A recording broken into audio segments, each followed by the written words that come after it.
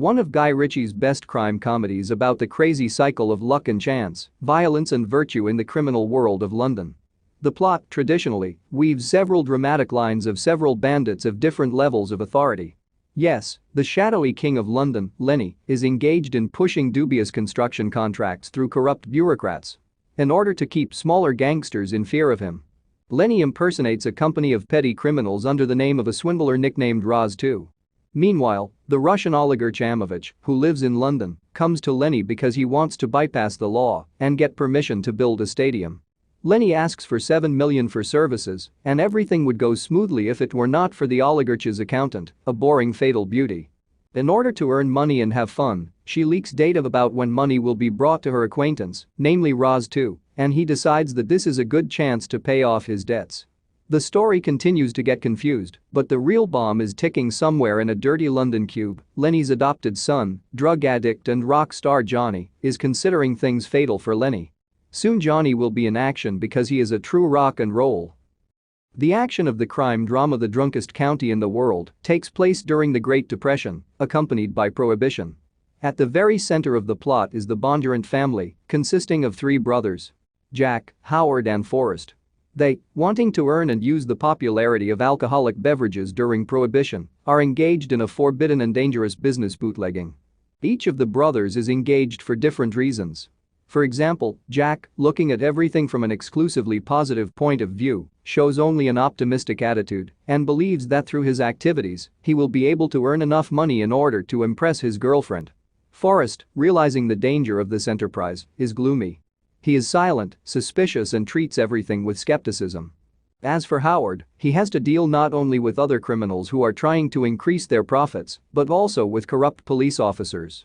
The main character in the film will be White Bulger from Ireland, who is a famous crime boss. His name is associated with the committed 19 murders, and the man was also charged with racketeering. Also, Bulger was the leader of an Irish criminal gang called Winter Hill, which operated in the last century from the 70s and 80s. Another fact from the life of a criminal was that he was the brother of a local senator.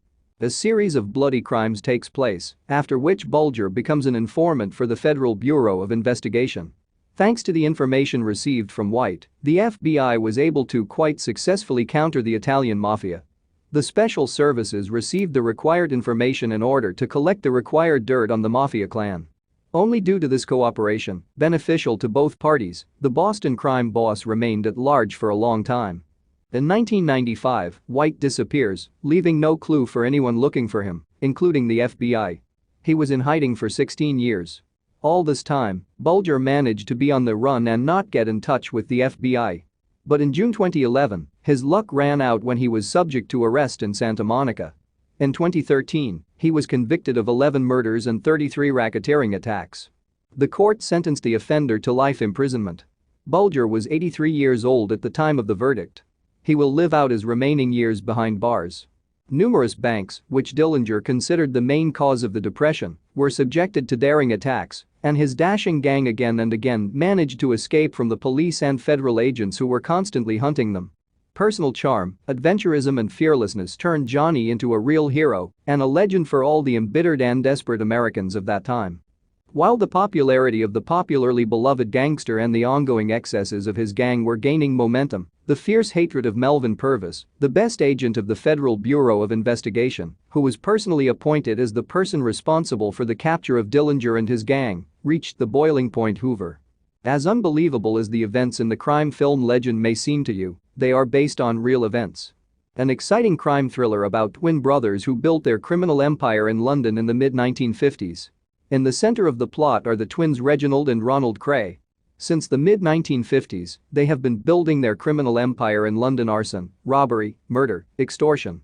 The firm of the Crays is known as the most violent gang in all of Britain. They are respected and truly feared by everyone, from cops to gangsters, because Reggie is incredibly smart and enterprising, and Ronnie is a real ruthless psychopath capable of inhuman cruelty. Eventually, the brothers begin to annoy both the cops and the mafia bosses too much.